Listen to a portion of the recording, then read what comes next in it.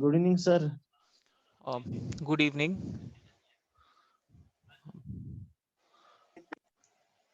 Am I audible? आपको आवाज आ रही है मेरी? Yes, sir.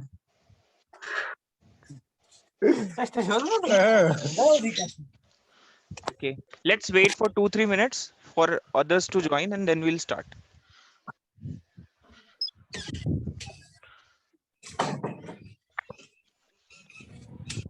क्लास हो रही है मेरी.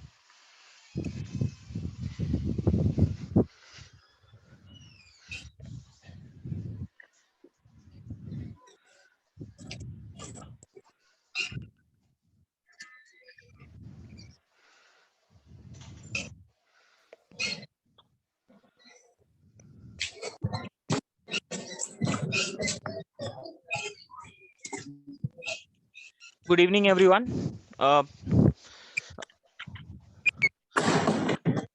चलिए क्लास शुरू करते हैं आज की. और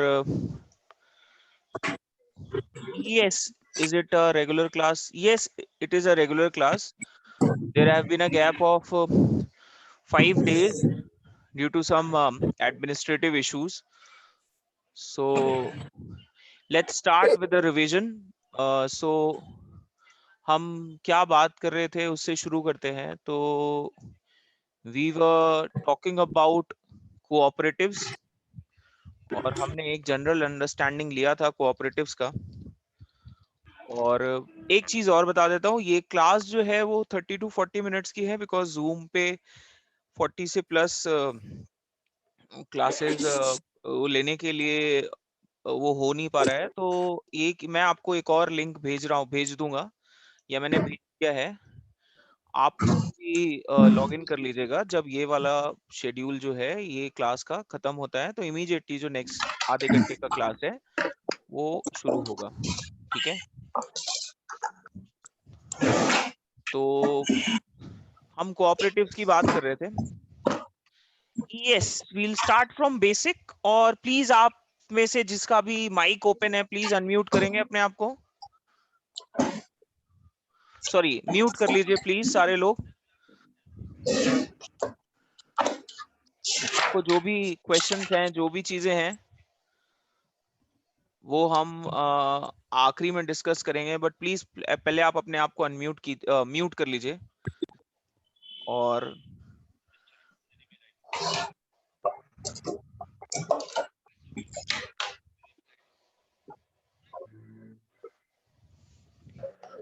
ठीक है. किसी को आवाज में कोई प्रॉब्लम हो रही हो तो प्लीज लेट मी नो.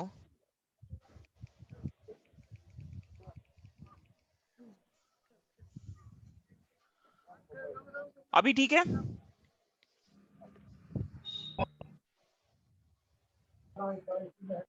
आवाज सर कम आ रही है, कम आ रही है सर आवाज. कम आ रही है? Sir, everything is fine. Sir, you will continue. Okay. अच्छा, जिसको भी आवाज कम आ रही है प्लीज आप अपनी सिस्टम्स के साउंड सिस्टम जहां से भी आप लॉग इन है उनके साउंड्स को चेक कीजिए.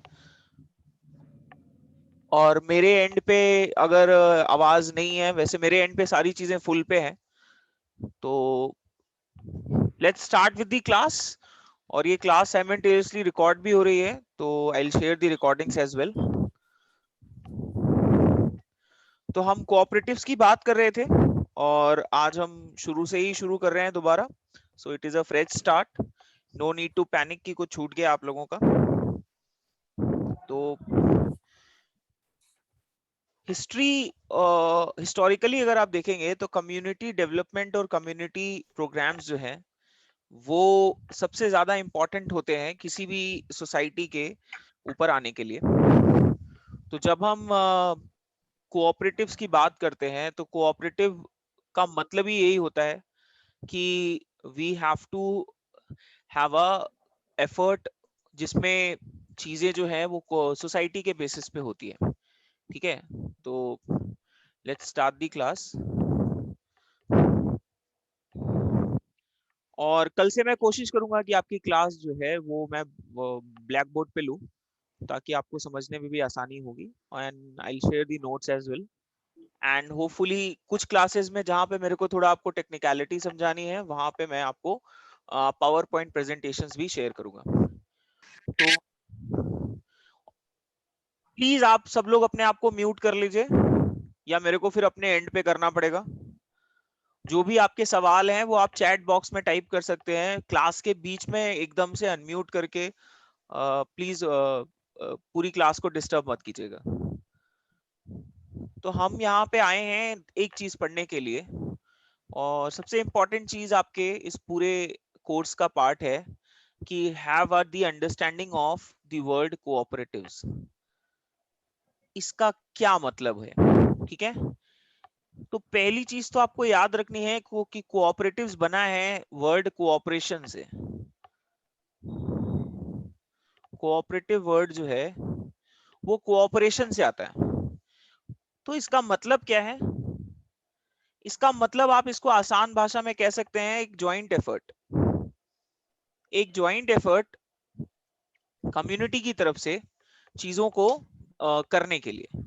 कोऑपरेटिव वर्ड जब आपके दिमाग में आता है तो जनरली जो सबसे बड़ा नाम आप सोच सकते हैं वो है अमूल। ये दुनिया का सबसे बड़ा कोऑपरेटिव है।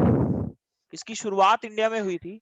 जब आप व्हाइट रेवोल्यूशन की बात करते हैं, जैसे ग्रीन रेवोल्यूशन हम एग्रीकल्चर के लिए बात करते हैं, व्हाइट रेवोल्यूशन हम डेयरी के लिए करते हैं, मिल्क प्रोडक्शन के लिए करते हैं। तो जब हम व्हाइट रेवोल्यूशन की बात करते हैं तो व्हाइट रेवोल्यूशन में अमूल का जो कहानी है, अमूल की जो स्टोरी है वो बहुत इंपॉर्टेंट है। और वो इंपॉर्टेंट इसलिए है कि अमूल की स्टोरी से basically we get to know the basic understanding of cooperative कि ये होता क्या है। तो कोऑपरेटिव क्या है? कोऑपरेटिव एक तरीके का कम्युनिटी ओन प्रोग्राम होता है, ठीक है। कम्युनिटी ओन प्रोग्राम जिसमें आपके इकोनॉमिक बेनिफिट्स जुड़े होते हैं, इकोनॉमिक बेनिफिट्स एडिशन में होते हैं, ठीक है। प्राइमरीली एक ऐसी इकोनॉमिक एक्टिविटी, यस, प्राइमरीली एक ऐसी इकोनॉमिक एक्टिविटी जिसमें कम्युनिटी एज अ होल काम करती है to gain the profits, to gain the momentum. तो हम उसको बोलते हैं कि ये हमारा कम्युनिटी प्रोग्राम है। तो that is the main reason कि हम इसके बारे में पढ़ते हैं। और वॉलेंट्री ऑर्गेनाइजेशन है जिसके अंदर बहुत सारे लोग एक साथ काम करते हैं। अब अमूल का अगर मैं आपको एग्जाम्पल देता हूं तो अमूल का एग्जाम्पल क्यों देता हूं? अमूल का एग्जाम्पल मैं आपको इसलिए देता हूं क्योंकि अमूल एक बहुत बड़ा कोऑपरेटिव है जिसकी शुरुआत एक छोटे से गांव से हुई, जहां पे वहां के लोगों ने इकट्ठा आके पूलिंग शुरू करी चीजों की। और वो पूलिंग करके उन्होंने बेसिकली मिल्क को एक जगह से दूसरी जगह ले जाने के लिए एक सिस्टम बनाया, और उस सिस्टम से ही बढ़ते बढ़ते यहाँ तक आए हैं वो, ठीक है। तो जब हम अमूल की बात करते हैं तो हमको बस ये याद रखना है कि अमूल का जो कहानी है वही कोऑपरेटिव्स की कहानी है। Cooperatives are basically voluntary organizations where things are shared between the community, profits are shared between the community, और एक common minimum program के अंदर community जो है वो इन चीजों के ऊपर काम करती है, ठीक है। कम्युनिटी जो है वो इन चीजों के ऊपर काम करती है। तो हम उसको कोऑपरेटिव के उसमें देखते हैं, ठीक है। अब जब आपसे कोऑपरेटिव का डेफिनेशन पूछा जाता है तो डेफिनेशन के तौर पे बस आपको ये याद रखना है कि cooperatives are voluntary organizations formed at the community level where things are done in order to provide best possible way forward for the community, ठीक है। तो इसको अगर आप देखेंगे तो these are basically people centred enterprises, लोगों के द्वारा लोगों के लिए, लोगों में से बनाई गई enterprises for the ownership control and running of an organisation. उस ओनरशिप कंट्रोल को रन करने के लिए जिन चीजों की जरूरत पड़ती है उनको हम कोऑपरेटिव्स के तौर पे देखते हैं, ठीक है। उनको हम कोऑपरेटिव्स के तौर पे देखते हैं। तो basically cooperatives are people centred enterprises.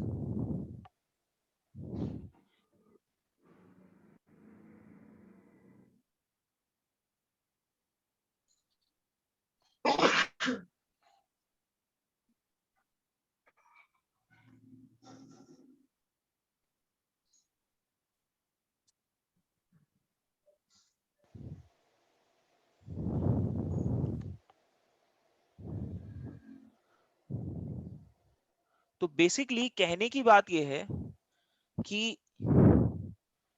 Cooperatives में जो ओनरशिप है वो किसी एक के पास नहीं होती, ठीक है। ये ओनरशिप जो होती है वो सबके पास होती है। और आपको एक चीज याद रखनी है कि members also share equal voting rights. Members के पास इक्वल वोटिंग राइट्स होते हैं। Members share equal voting rights. अब वोटिंग राइट्स क्यों होते हैं, यहीं से आपके कोऑपरेटिव्स की डेफिनेशन निकलती है। यहीं से आपके कोऑपरेटिव्स की डेफिनेशन निकलती है। वो क्या डेफिनेशन है? Cooperatives are basically democratic institutions. इसको और अच्छे से समझने के लिए लेट मी ड्रॉ फिगर। एक आपको मैं फिगर बना के बताता हूं, ठीक है। तो कोऑपरेटिव में होता क्या है? कोऑपरेटिव में लेट्स टेक एन एग्जांपल कि there is a production of milk in the village. What do you mean by cooperatives? This is the topic. Imran, this is the first class. Our course is all about cooperatives. तो आज मैं क्योंकि revision class ले रहा हूँ last. Sorry, sir. I reply one of the friend asked about, sir, what is the title of the today's topic? Okay. That is why I write this. Okay, okay, okay. No issues. So let's start with the definition. आपको समझाता हूँ definition क्या होती है। Let's say कि कोई एक economic activity ले लीजिए आप, इसको करना है। इस इकोनॉमिक एक्टिविटी को करने के लिए कोऑपरेटिव कैसे बनता है? तो सबसे पहले तो आपको याद रखना है कि मेंबर्स जो होते हैं वो सबसे इंपॉर्टेंट होते हैं। कोऑपरेटिव्स में कोई मालिक नहीं होता। कोऑपरेटिव्स में कोई मालिक नहीं होता। Cooperative are basically people driven societies. ये वॉलंटरी मेंबरशिप होती है, ठीक है। किसी भी एक इकोनॉमिक एक्टिविटी को करने के लिए मेंबर्स साथ में आते हैं और ये मेंबर्स मिलके डेमोक्रेटिक तरीके से इसको चलाते हैं। डेमोक्रेटिक मींस के थ्रू कोऑपरेटिव को चलाया जाता है, ठीक है। पैसे कहां से आएंगे? दीज मेंबर्स इनिशियल कैपिटल को पूल करते हैं। सारे लोग मिलके पैसे इकट्ठा करते हैं, ठीक है। एंड देन जो भी इकोनॉमिक एक्टिविटी की जाती है उससे जो प्रॉफिट्स आता है वो उस प्रॉफिट को या तो रीडिस्ट्रीब्यूट किया जाता है मेंबर्स के बीच में, या फिर उस प्रॉफिट को इन्वेस्टमेंट के तौर पे यूज किया जाता है टू ग्रो दी बिजनेस। ये चार चीजें आपको याद रखनी है कि किसी भी एक इकोनॉमिक एक्टिविटी को करने के लिए कोऑपरेटिव्स का आसान भाषा में मतलब ये होता है कम्युनिटी के लोग एक साथ आके उसके लिए रिसोर्स पूल करते हैं। डिसीजंस डेमोक्रेटिक तरीके से लिए जाते हैं। एक एक मेंबर का अपना इक्वल वोटिंग राइट होता है, मेजॉरिटी डिसीजन होता है और उसके बाद वो as a society, as a cooperative, as an institution आगे बढ़ता है। और जो भी प्रॉफिट आता है बिजनेस से वो प्रॉफिट या तो मेंबर्स के बीच में रीडिस्ट्रीब्यूट कर दिया जाता है या फिर उसको आगे इन्वेस्टमेंट के लिए यूज किया जाता है। तो बेसिकली कोऑपरेटिव को अगर आप दोबारा से समझना चाहेंगे तो they are people driven organizations which are owned, controlled and run by the people to realize the common economic, social और cultural needs। कोई भी कॉमन इकोनॉमिक, सोशल और कल्चरल नीड के लिए जो वॉलंटरी ऑर्गेनाइजेशंस बनाई जाती हैं, जिसमें मेंबर्स ही उस ऑर्गेनाइजेशन को चलाने के लिए, उसको रन करने के लिए और उसके सारे पावर्स को आपस में इंजॉय करने के लिए एलिजिबल होते हैं, उनको हम कोऑपरेटिव्स बोलते हैं। कोऑपरेटिव्स के प्रिंसिपल्स में सबसे इंपॉर्टेंट चीज ये होती है कि कोऑपरेटिव्स में जो मेंबरशिप होती है वो वॉलंटरी होती है, यानी कि बिना किसी डिस्क्रिमिनेशन के मेंबर्स जो हैं वो कोऑपरेटिव्स में ऐड होते हैं। देयर इज नो डिस्क्रिमिनेशन, और ये मेंबरशिप पूरी तरीके से वॉलंटरी होती है, यानी कि जिसको भी आना है वो इसको ज्वाइन कर सकता है। ठीक है। दूसरी चीज आपको याद रखनी है कि कोऑपरेटिव्स में जो डिसीजन मेकिंग होती है वो डेमोक्रेटिक मींस के थ्रू होती है, यानी कि यहाँ पे जो डिसीजन मेकिंग है उसमें सारे मेंबर्स इक्वली इन्वॉल्व होते हैं। ठीक है। इकोनॉमिक पार्टिसिपेशन भी सबका बराबर होता है, यानी कि कोई भी बड़ा और छोटा नहीं होता, सारे मेंबर्स के पावर एक जैसे होते हैं, तो इकोनॉमिक पार्टिसिपेशन भी सबका बराबर होता है। प्रॉफिट जो है उसको भी मैनेज करने का तरीका डेमोक्रेटिकली निकाला जाता है कि इसमें से कितना रिडिस्ट्रीब्यूट किया जाएगा, कितना नहीं किया जाएगा। सबसे बड़ी चीज, जो सबसे पहला एजेंडा किसी भी कोऑपरेटिव का होता है वो होता है कम्युनिटी वेलफेयर, यानी कि जिस कम्युनिटी के लिए वो कोऑपरेटिव बना है वो उसका सबसे ज्यादा फायदा उठाए। ठीक है। और सबसे इंपॉर्टेंट चीज होती है कि ये जो कोऑपरेटिव्स होती हैं ये ऑटोनोमस ऑर्गेनाइजेशंस होती हैं, यानी कि इनका किसी और फॉरेन ऑर्गेनाइजेशन या इनके ऊपर किसी और फॉरेन ऑर्गेनाइजेशन का कोई कंट्रोल नहीं होता। इनको गवर्न करने के लिए जरूर गवर्नमेंट समय समय पे रूल्स एंड रेगुलेशंस बनाती है, बट आपकी जो ये कोऑपरेटिव्स हैं इनका जो पूरा का पूरा ऑर्गेनाइजेशनल सेटअप होता है वो एक इंडिपेंडेंट ऑर्गेनाइजेशनल सेटअप होता है। अगर हम इंडिया सेंट्रिक बात करेंगे तो इंडिया में कोऑपरेटिव्स के लिए सबसे खास बात क्या है कि पहली चीज तो ये है कि कोऑपरेटिव्स बनाना आपका फंडामेंटल राइट है।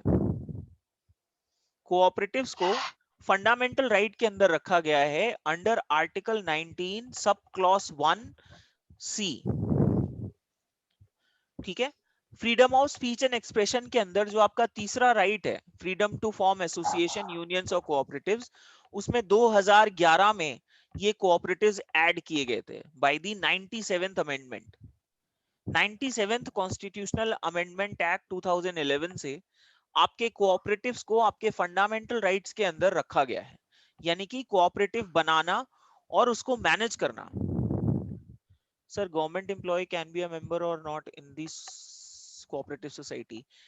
If you are in a government job, you cannot be an active member of anything. ये आपको हमेशा याद रखना है, चाहे जो भी गवर्नमेंट हो। ठीक है। 97th कॉन्स्टिट्यूशनल अमेंडमेंट के अंडर आपके fundamental right to freedom of speech and expression वाला जो आर्टिकल 19 है, जो स्पेसिफिकली बताता है protection of freedoms related to freedom of speech, expression etcetera, उसमें 6 राइट्स आते हैं। उसमें से जो तीसरा राइट है, freedom to form association, unions, उसमें लास्ट में और कोऑपरेटिव सोसाइटीज जोड़ा गया है। इनको 97th अमेंडमेंट के थ्रू आपके इस फंडामेंटल राइट के अंदर डाला गया है, यानी कि कोऑपरेटिव्स बनाना आपकी फ्रीडम का right to, fundamental right to freedom का हिस्सा है, और कोई भी इंडियन सिटीजन इस कोऑपरेटिव्स वाले फंडामेंटल राइट को एंजॉय करता है। तो बेसिकली दूसरी चीज आपको ये भी याद रखनी है कि आपके ये जो कोऑपरेटिव्स हैं ये आपके directive principles of state policy का भी हिस्सा है। जो हमारे कॉन्स्टिट्यूशन के पार्ट 4 में डीपीएसपीस दिए हुए हैं उसमें भी आपके कॉटेज इंडस्ट्री, एग्रीकल्चर और डेयरी को प्रमोट करने के लिए कोऑपरेटिव्स बनाने की बात की गई है। तो दोनों चीजें आपको याद रखनी कि कोऑपरेटिव्स आपके फंडामेंटल राइट का भी हिस्सा है और कोऑपरेटिव्स आपके वेलफेयर स्टेट का भी हिस्सा है, यानी कि गवर्नमेंट की ये जिम्मेदारी है कि वो समय समय पे इन कोऑपरेटिव्स को फर्दर स्ट्रेंथन करने के लिए ज्यादा से ज्यादा काम करें। रीजन उसका ये है कि ये जो कोऑपरेटिव्स हैं ये गवर्नमेंट को एक नई चीज प्रोवाइड करते हैं और वो है ग्रास रूट लेवल पे काम करने का फ्रीडम। ग्रास रूट लेवल पे किस तरीके से डेवलपमेंट को आगे बढ़ाया जाए और कम्युनिटी को कैसे इन्वॉल्व किया जाए, इसमें कोऑपरेटिव्स बहुत काम करते हैं। अगर मैं state of Jammu and Kashmir की बात करूं तो जम्मू एंड कश्मीर में सबसे ज्यादा प्रोडक्शन जो है वो हॉर्टिकल्चर में होता है। हॉर्टिकल्चर के 9th शेड्यूल अलग चीज है, 9th शेड्यूल आज की तारीख में after the Kesavananda Bharati case 9th schedule का अभी उतना इंपॉर्टेंस नहीं रह गया है, तो हम 9th शेड्यूल पे बाद में आएंगे। अगर मैं जम्मू एंड कश्मीर का एग्जांपल लूं तो हॉर्टिकल्चर में जो आपका बेसिकली फ्रूट्स एंड वेजिटेबल्स का जो प्रोडक्शन होता है, मैक्सिमम जो आपका ड्राई फ्रूट प्रोडक्शन होता है, वो किस तरीके से मार्केट तक पहुंच जाए, पेरिशेबल कमोडिटीज के अंदर आता है। इसीलिए state of Jammu and Kashmir, ये जो हमारी जितनी भी हिमालयन स्टेट्स हैं, हिमाचल प्रदेश है या उत्तराखंड है, यहाँ पे बहुत बड़े लेवल पे इस तरीके के कोऑपरेटिव्स बनाए गए हैं जो आपके फूड एग्रीगेशन को और फूड प्रोडक्शन को मार्केट तक पहुंचाने में बहुत बड़ा रोल प्ले करते हैं। तो कोऑपरेटिव्स की बेसिक डेफिनेशन आपको बस यही याद रखनी है कि अगर मैं आपको आपकी भाषा में, अपनी भाषा में समझाऊं, कोऑपरेटिव्स का मतलब सिर्फ इतना होता है कि जब एक जगह के लोग एक पर्टिकुलर इकोनॉमिक गोल के लिए या एक पर्टिकुलर कम्युनिटी के गोल के लिए साथ आके कोई एक नई चीज शुरू करते हैं जिसमें जो भी रिसोर्स लगता है या जो भी इन्वेस्टमेंट लगेगा वो खुद ही एज अ मेंबर पूल करते हैं, और फिर उसके बाद एक ऐसा सिस्टम खड़ा करते हैं जिसके थ्रू उस कम्युनिटी के उस इकोनॉमिक गोल को अचीव किया जा सकता है। उसको हम कोऑपरेटिव सोसाइटी के तौर पे देखते हैं। उस कोऑपरेटिव सोसाइटी में सारे के सारे डिसीजंस डेमोक्रेटिक तरीके से लिए जाते हैं। वहां पे ना कोई चेयरमैन होता है, ना कोई बोर्ड होता है, ना कोई सीईओ होता है, ना कोई मैनेजर होता है। वहां पे ये सारे डिसीजंस मेंबर्स एक साथ मिलके लेते हैं। अगर वो कोऑपरेटिव बड़ा हो जाता है तो उस कोऑपरेटिव में होता यह है कि जितने ज्यादा मेंबर्स होते हैं उतना ज्यादा डेमोक्रेटिकली वो डिसीजंस लिए जाते हैं। समय समय पे वोटिंग होती है। वोट करने के बाद कोऑपरेटिव के बोर्ड के मेंबर्स इलेक्ट होते हैं, और वो जो मेंबर्स होते हैं वो उस कोऑपरेटिव के प्रिंसिपल्स के बेसिस पे काम करते हैं। ठीक है। तो कोऑपरेटिव्स बेसिकली इकोनॉमिक इंस्टीट्यूशंस होते हैं जिनके काम करने का तरीका ये होता है कि उनका काम करने का तरीका और एक कंपनी के काम करने के तरीके में फर्क ये होता है कि कंपनी का जो काम करने का तरीका होता है वो मार्केट बेस्ड होता है, वो प्रॉफिट बेस्ड होता है। लेकिन कोऑपरेटिव के काम करने का तरीका ये है कि कोऑपरेटिव अपनी कम्युनिटी के बेसिस पे काम करते हैं। उनका पहला टारगेट प्रॉफिट नहीं होता, उनका पहला टारगेट होता है कि कम्युनिटी का वेलफेयर कैसे किया जा सके। तो इसको करने के लिए उनको जो भी काम करना है वो करते हैं। जो businesses cooperative generally take over करते हैं वो वैल्यूज के ऊपर ड्रिवन होते हैं। उसमें से प्रॉफिट एक मोटिव नहीं होता।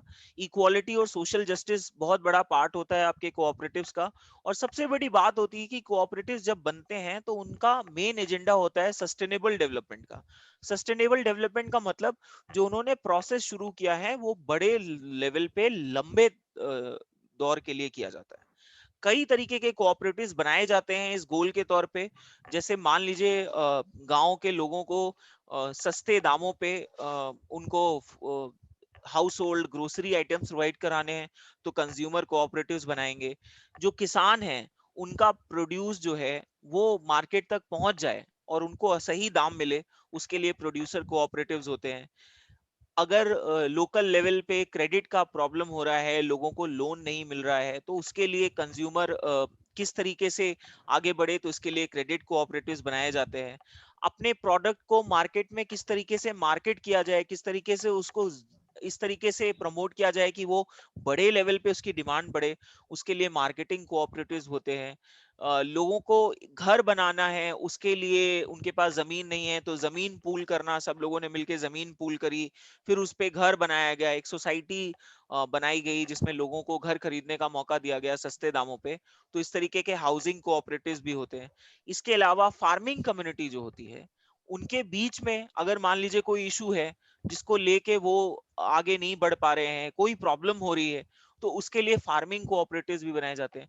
तो ये सारे एग्जांपल्स इंडिया स्पेसिफिक में आपको इसलिए दे रहा हूं क्योंकि इंडिया में कोऑपरेटिव्स का बहुत बड़ा रोल है। वो रोल इसलिए है क्योंकि हमारे नेशनल पॉपुलेशन का आज भी लगभग 60% हिस्सा जो है वो रूरल हाउस होल्ड से आता है। और रूरल हाउस होल्ड जहाँ पे कम्युनिटी डेवलपमेंट की बहुत ज्यादा जरूरत है, वहां पे कोऑपरेटिव्स का बहुत रोल बढ़ जाता है। वो रोल इसलिए बढ़ जाता है क्योंकि गवर्नमेंट के पास आज भी उतना बड़ा मैकेनिज्म नहीं है कि वो सारे लोगों तक सारी चीजें पहुंचा सके। और क्योंकि गवर्नमेंट के पास मैकेनिज्म की कमी है, गवर्नमेंट के पास इंफ्रास्ट्रक्चर की कमी है, और private sector in rural households में काम करने के लिए तब तक तैयार नहीं होगा जब तक उनको प्रॉफिट नहीं दिखेगा। तो वहां पे एक तरीके का इकोनॉमिक डेवलपमेंट को पहुंचाना और उसको सस्टेन करने में कोऑपरेटिव्स बहुत इंपॉर्टेंट रोल प्ले करते हैं।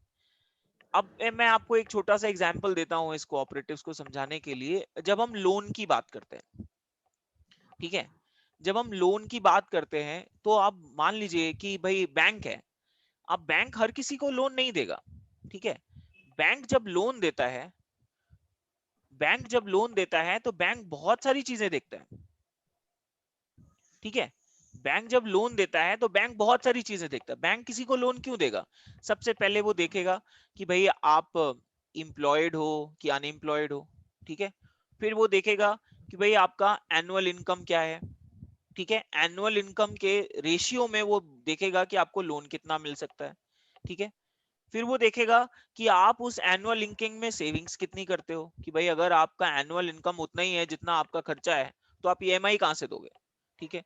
दूसरा वो देखेगा कि आपका जो एम्प्लॉयमेंट है उसका नेचर क्या है, यानी कि वो परमानेंट एम्प्लॉयमेंट है या सीजनल एम्प्लॉयमेंट है, ठीक है। फिर उसके बाद वो देखेगा कि कहीं आपकी आपकी बेसिकली और लाइबिलिटीज क्या है, यानी कि या कहीं आपके ऊपर कोई और लोन तो नहीं चल रहा, डिफॉल्टर तो नहीं हो। अब ये तमाम सारी चीजें देखने के बाद लास्ट में बैंक देखेगा कि आपको लोन देने की फिजिबिलिटी क्या होगी, यानी कि बैंक आपका एक प्रोफाइल बनाएगा।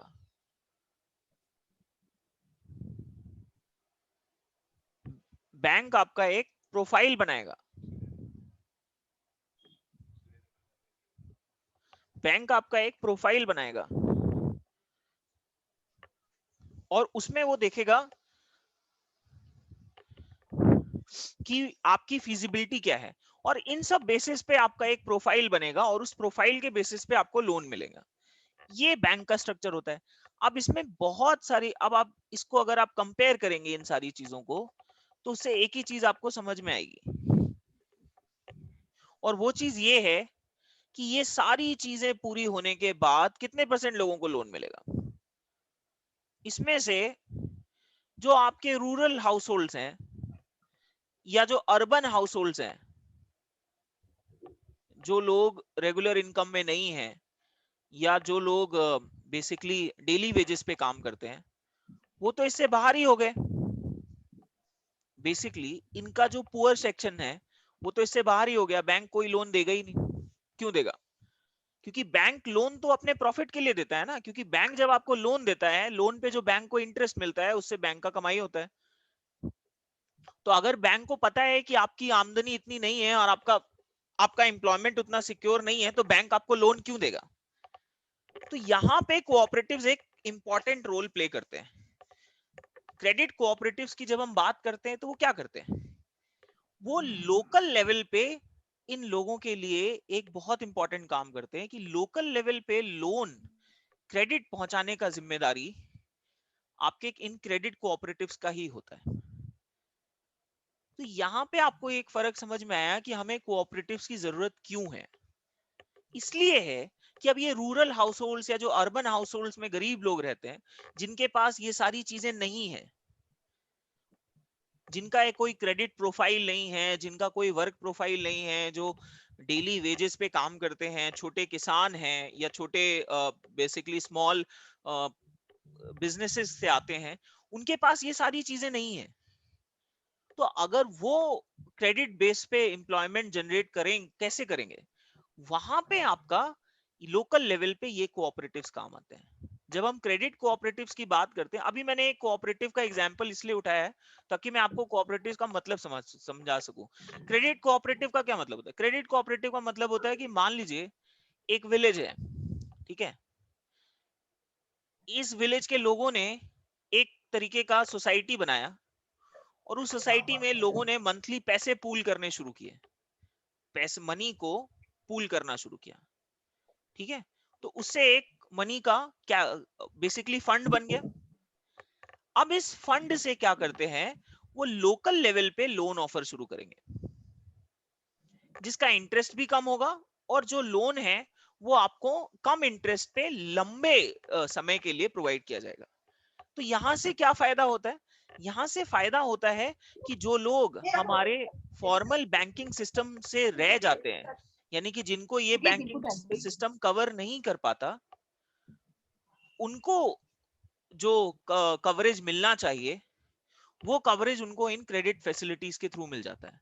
अब इससे फायदा ये होता है, इससे फायदा ये होता है कि ये लोग जो हैं वो उन प्राइवेट लेंडर से बच जाते हैं, जो प्राइवेट लेंडर्स एक बहुत बड़े बहुत बड़े लेवल पे लोगों को लोन तो देते हैं लेकिन उनका इंटरेस्ट बहुत ज्यादा होता है।